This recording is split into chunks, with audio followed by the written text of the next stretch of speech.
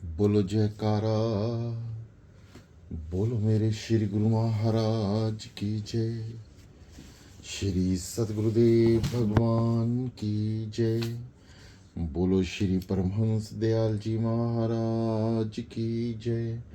बोलो श्री नगली निवासी भगवान की जय। श्री अद्वैतानंद सच्चिदानंद प्रकाश। आगे एक रोज इरशाद हुआ कि महज यानी मात्र लिबास से मुर्दमनवासी यानी व्यक्ति की पहचान नहीं हो सकती, क्योंकि आदमी का बनाने वाला खुदा है और लिबास का बनाने वाला इंसान। जिंदगी में इंसान की कामयाबी पर गौर ना करो, क्योंकि बहुत से इंसान इस वजह से कामयाब रहते हैं कि वे दयानतारी का ख्याल ज्यादा रखते हैं। आगे एक रोज इरशाद हुआ कि गुरु गोविंद सिंह के जमाने में मुल्क की हालात कुछ इस तरह से हो गई थी कि जरूरतन उनको मुल्क की पॉलिटिकल हालत की तरफ तवज्जो करनी पड़ी और खसूनन यानी विशेषतः ऐसे अहम काम यानी हुक्म जारी किए जो उसी के मुतालिक थे। मसलन तंबाकू ना पीना, गोश्त खाना और शराब पीना।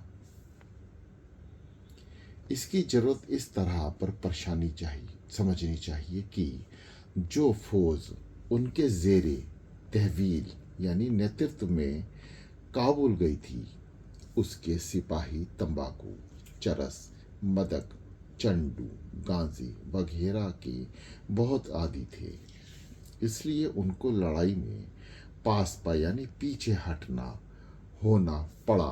तो गुरु गोविंद सिंह ने तंबाकू ना पीने का हुक्म दिया, ताकि तमाम तंबाकू की तरह पीने वाली नशियत का इस्तेमाल बंद हो जाए और सिपाही मुस्तैद यानी सतर्क और कारआमद बन जाए। गोश्त खाने की इजाज़त इस बुनियाद पर दी कि लोग ताकतवर बने रहें। काबुल की मुहिम यानी अभियान में सिवाय गोश्त के और चीज दस्तयाब भी नहीं हो सकती थी।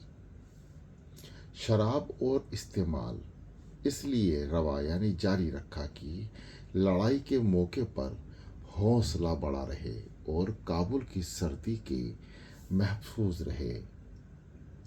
इन बातों पर हुकुमों से उस वक्त नतीजा भी खातिर ख्वाह यानी इच्छानुकूल निकला, मगर वे महकाम यानी हुक्म उसी वक्त के लिए मौजू और मुनसिब थे। हमेशा के वास्ते वह अहकाम मुनासिब और मौजू ना समझने चाहिए, बल्कि जैसे श्री गोविंद सिंह जी उस वक्त के आचार्य थे, उसी तरह आजकल जो आचार्य हों और वे मसलहते वक्त यानी समय स्थिति देखकर जो अहम काम जारी करें, उनका ख्याल रखना दुरुस्त है। जैसे बादशाहे वक्त के हुक्म का अमल यानी पालन, दरामद यानी पूर्ति करार तौर पर होता है, और गुश्तहा यानी पिछले बादशाहों के वे अहकाम जो इस जमाने के लिए मौजूनार हों, मनसूख यानी रद्द कर दिए जाते हैं और उनके एवज यानी बदले मौजू यानी उचित और मुताबिके जमाना यानी समय अनुसार अहकाम जारी किए जाते हैं। आगे एक रोज इरशाद हुआ कि शाह बिन पत नहीं और गुरु बिन गत नहीं। अक्सर खानदानों में ये कायदा चला आता है कि वे अपना खानदानी शाह मुकर्रर करें और वक्त व ज़रूरत यानी शादी, मकर यानी मौत का मौके पर उसमें रुपया कर्ज लेकर अपना काम चलाते हैं और आहिस्ता आहिस्ता उसको महसूद अदा कर देते हैं। इनमें उनका काम निकल जाता है और अपनी जात, बिरादरी वालों और हमसायों, पड़ोसियों में उनकी पत यानी मान रह जाती है। इस तरह लेन देन और कमी पेशी की किसी को पता नहीं चलता। ऐसे ही अक्सर खानदानों में कुलगुरु करने की रस्म चली आती है। यानी जैसे दुनिया के कामों के लिए शाह बनाया, वैसे ही परमार्थ के कामों के लिए गुरु भी जरूर तजवीज करना चाहिए। वरना जैसे वक्ते जरूरत वगैरह शाह के दर बेदर रुपया मांगने से पत जाती रहती है, वैसे ही बगैर गुरु के आपगत यानी परलोक के मामलात में भी गत नहीं हो सकती। गुरु का होना भी जरूरी है। किताब दलीलुल आरफीन में लिखा है कि हजरत मोइनुद्दीन चिश्ती साहब का एक हमसाया उनका पीर साहब यानी गुरु भाई भी था। जब वे मरा तो हजरत उसकी कब्र पर मराकिब यानी ध्यान मग्न हुए। उस वक्त अव्वल तो हजरत ने चेहरे का रंग फक हो गया। बाद में खुशी इस बात यानी प्रफुल्लित के आसार चिन्ह नुमाया प्रकट हुए।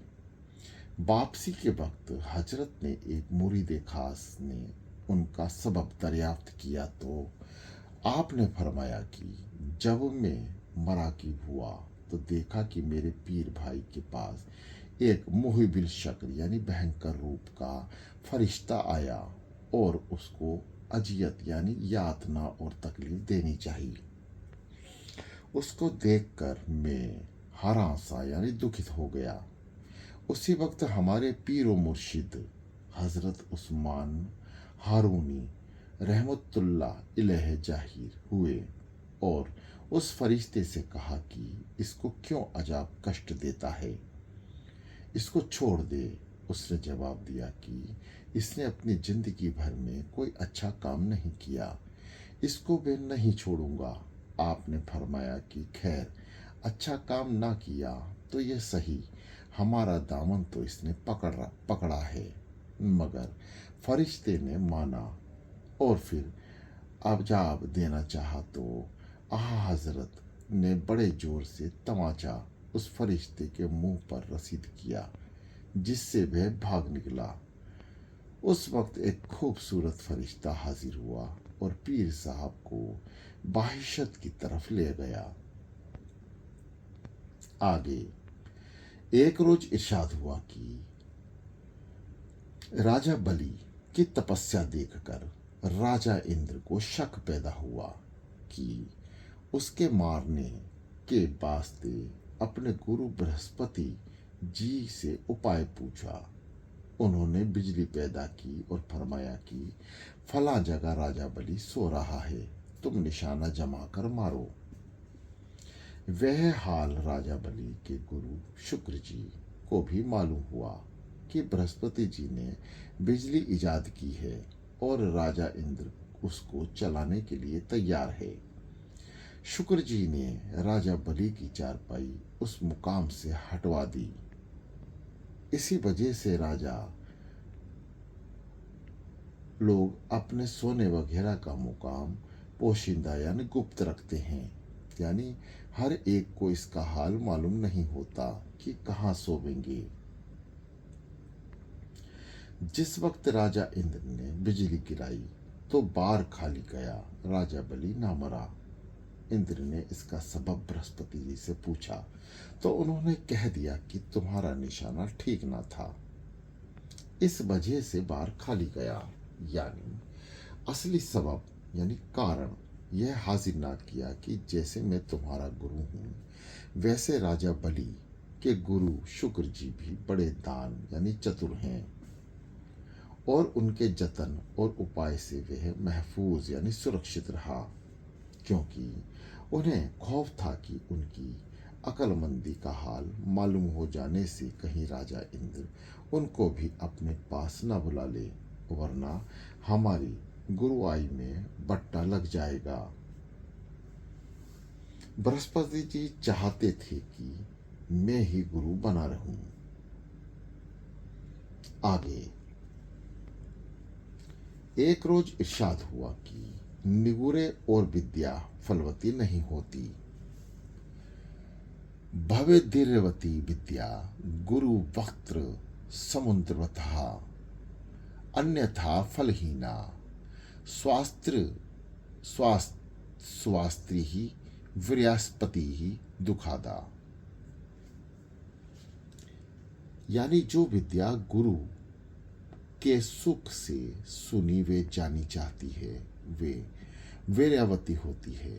दूसरे तरीकों से हासिल की गई विद्या निर्व्यय और बहुत दुख देने वाली होती है। मतलब यह है कि ख्वावा योग विद्या हो, ख्वावा और कोई विद्या हो, अच्छी तरह गुरु से जानकर करना उचित है। जो लोग किताब से या किसी को करते देखकर योग क्रिया वगैरह शुरू कर देते हैं, उनका कल्याण नहीं होता। यथार्थ ना जानने से कष्ट होता है। देखा देखी साधे जो, छीजे काया बाढ़े रोग।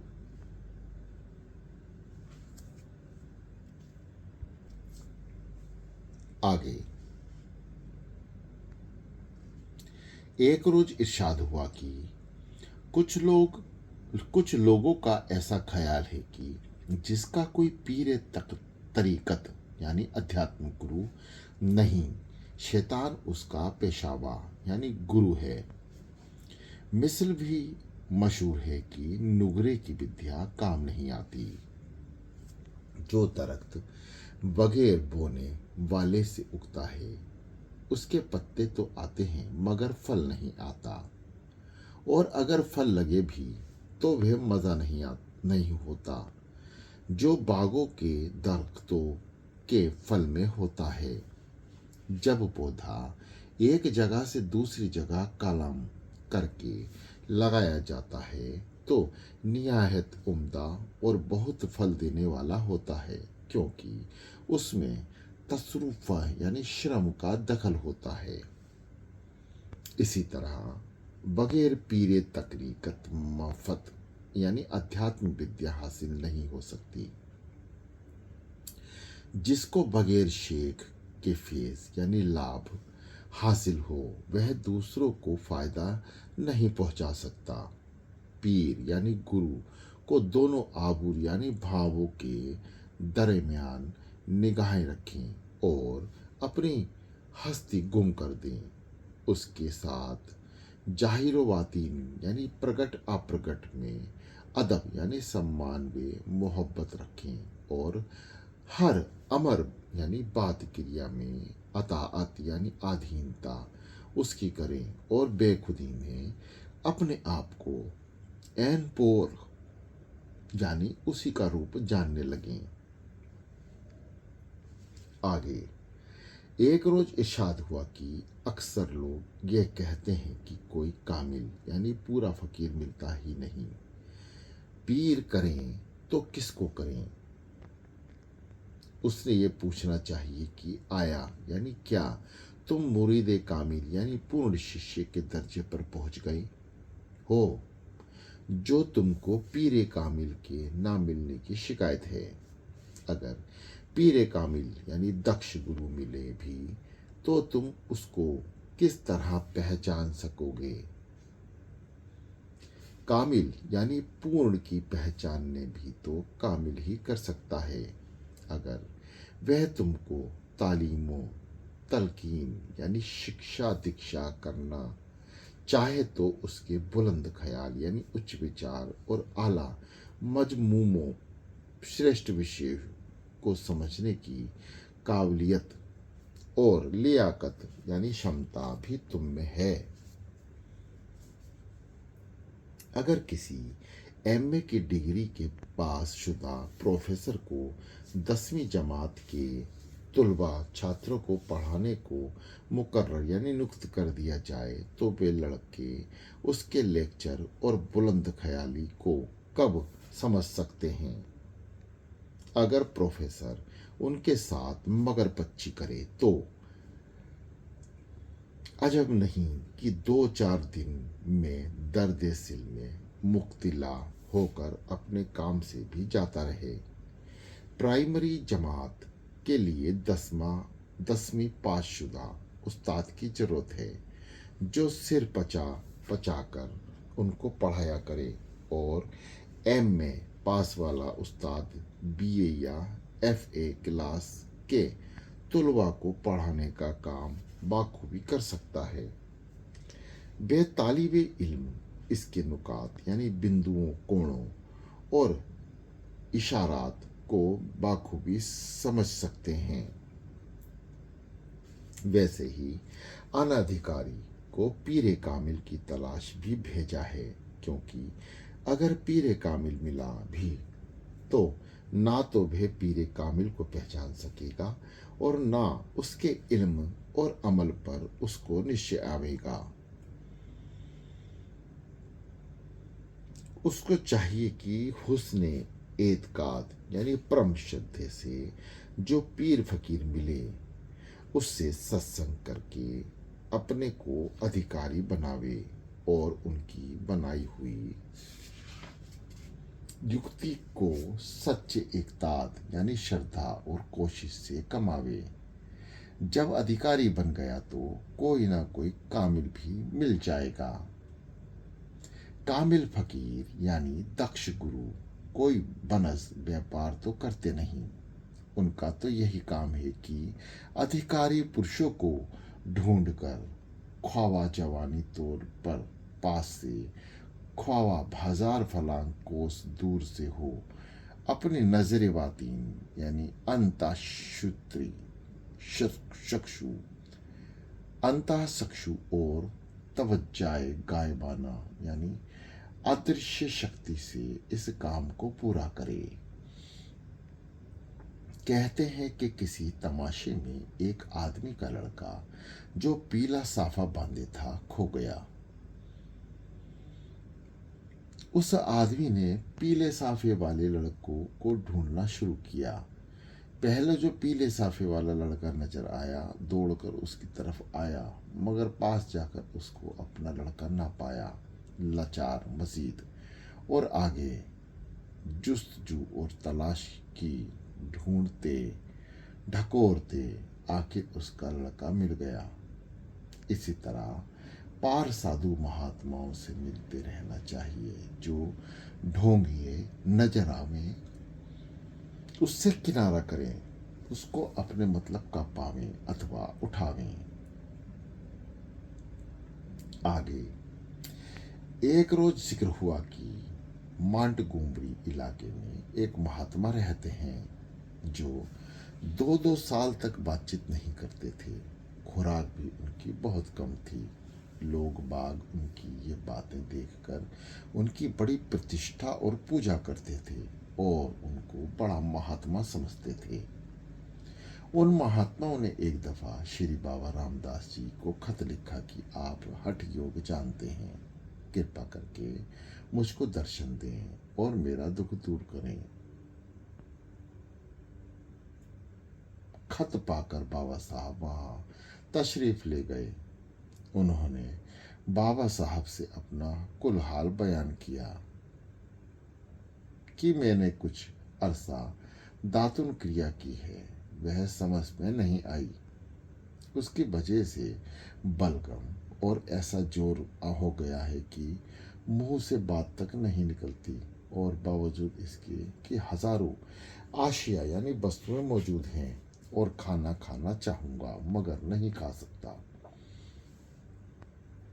श्री बाबा साहब ने उनको दुरुस्त तरकीब यानी क्रिया बता दी। फिर तो आधा पाव मक्खन और घी और सेरो दूध खाने पीने लगे। उन्होंने 4 दिन अपने तमाम सेवकों के रूबरू यानी सामने कहा कि मेरे मौन धारण करने और कम खाने को तुम मुझे जहा यानी चमत्कार या तपस्या समझते थे, मगर असल में वे हमारी बीमारी थी। अब मैं खूब खा पी सकता हूँ।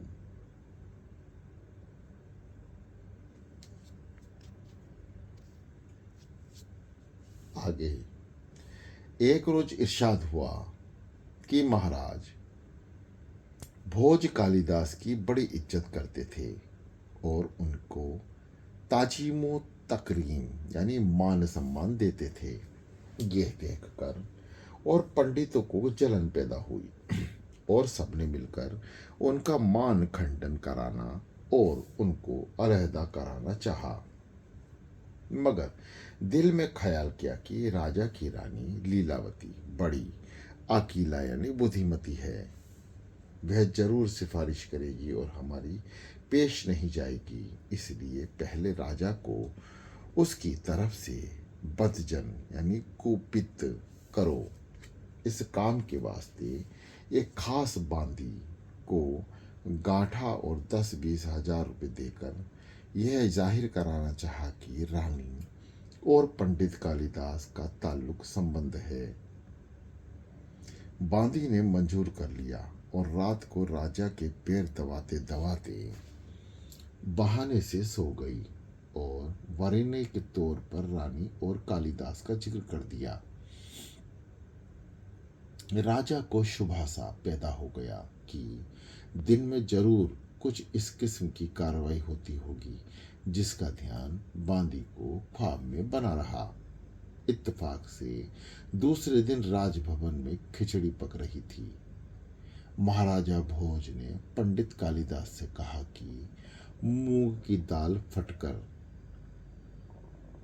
उसके ऊपर से किस तरह छिलका अलग हो जाता है।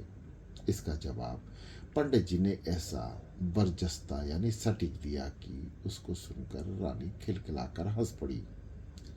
राजा को ये बात नागवार यानी असहाय मालूम हुई, मगर जफ्त कर गया। दूसरे दिन सभा के पंडितों ने भी पंडित जी की शिकायत कर दी कि महाराजा साहब, पंडित कालिदास को आप ताजीमो तकरीम देते हैं, मगर हम लोग नखवार हैं, हमसे ये बात सहारी नहीं जाती। पंडित जी का ताल्लुक एक तवायफ यानी वेश्या से है, रात दिन उसी के घर पड़े रहते हैं, उसमें आपकी निंदा होती है। राजा ने इन कुल वजूहात यानी कारणों पर गौर करके पंडित जी का सभा में आना बंद कर दिया। जब राजा राजमहल में गए और रानी से जिक्र आया तो रानी ने पंडित जी की अक्लमंदी की सिफारिश की, मगर चूंकि राजा के ख्यालात मशकूक यानी संदिग्ध हो गए थे, इस वजह से रानी की बात पर ध्यान न दिया, बल्कि कहने लगा कि उसकी यही एक शिकायत नहीं है, बल्कि उस दिन उसने खिचड़ी के बारे में जो जवाब दिया, गो यानी चाहे वह दुरुस्त था, मगर नाशाइस्ता यानी असंस्कृत, अशोभनीय तथा शोभनीय था, और तुम भी उसको सुनकर हंसी। उसको तुम्हारे सामने इस तरह का जवाब नहीं देना चाहिए था। ये रानी बड़ी अकेला थी, राजा के ख्यालात को ताड़ गई और बोली कि आपको मेरी इफ्ताक यानी पातिवृत्य पर कुछ शुबा है, इसलिए मैं उसका परिचय दूंगी। आप काले नाग को मंगवाएंगे और उसको पकड़ूंगी, तेल का कढ़ा गर्म कराएं, मैं उसमें कूदूंगी, मगर मेरा सत्य यानी सती तत्व दुरुस्त है तो मुझको कुछ कुजंद यानी कष्ट ना पहुँचेगा। राजा ने हर चंद मना किया, मगर रानी वाजिद हुई और दोनों कामों पूरे कर दिखाए। तब राजा का शक दूर हुआ। उस वक्त रानी ने यह मिसाल दी कि राजा साहब, नेशकर यानी गन्ना अकेले की तरफ से खाली होता है, अकोले की तरफ से खाली होता है। मगर ज्यों ज्यों नीचे उतरते जाओ मिठास बढ़ती जाती है। इसी तरह बुद्धिमान और बड़े आदमियों की मोहब्बत और प्रीति होनी चाहिए कि ज्यों ज्यों अरसा गुजरे बढ़नी चाहे ना घटनी। आपको पंडित जी के साथ आखिर एक मोहब्बत निभानी चाहिए थी। उनको अलहदा करने में उनकी बदनामी नहीं बल्कि आपकी बदनामी है कि राजा साहब को इतनी भी मुर्दमाशिन नवासी यानी व्यक्ति की पहचान का मादा नहीं थे कि वे बदबजा यानी कुसंस्कृति आदमी को इस कदर तामोजो तकरीम देनी शुरू कर दी। यह बात राजा के खप गई और तवायफ के मकान पर जाकर पंडित जी को बुलाया और बड़ी ताजीमो तकरीम की। आ साहब सिफा यानी सत्यप्रिय लोगों की मोहब्बत तो इससे भी ज़्यादा होनी चाहिए। आगे एक रोज इरशाद हुआ कि सचिव वेद गुरु तीन प्रिय बोले भय आस राजा धर्म तरणशीर निश्चय होवे नास।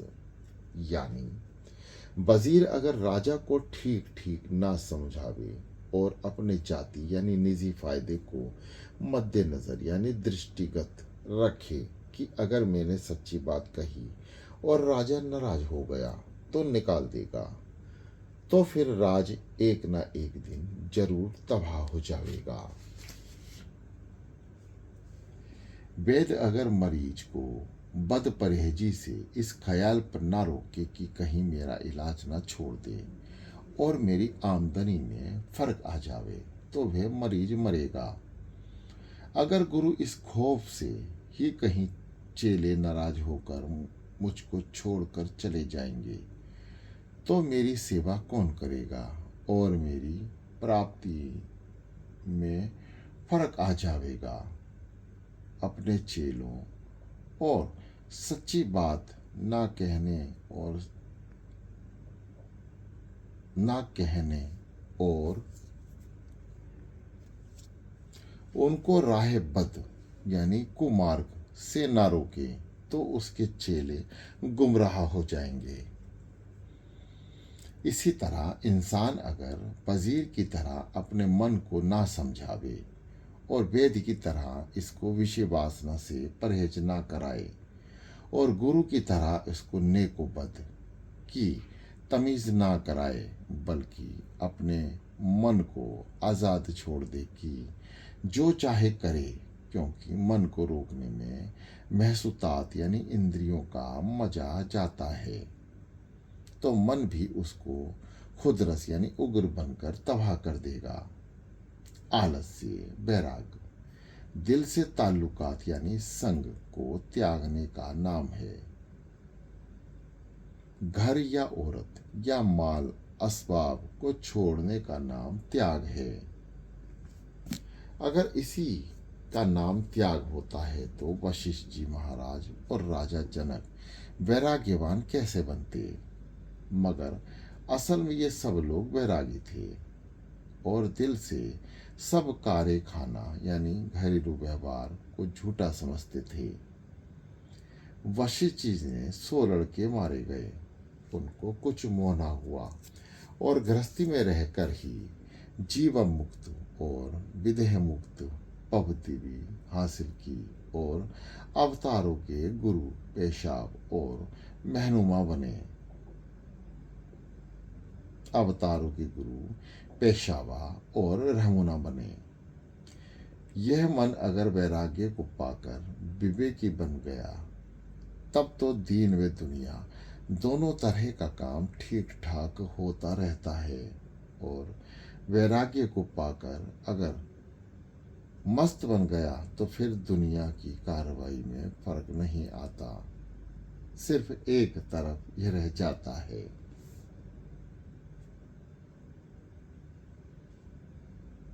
बोलो जयकारा, बोलो मेरे श्री गुरु महाराज की जय। श्री सद्गुरुदेव भगवान की जय। बोलो श्री नगरी निवासी भगवान की जय। बोलो श्री परमहंस दयाल जी महाराज की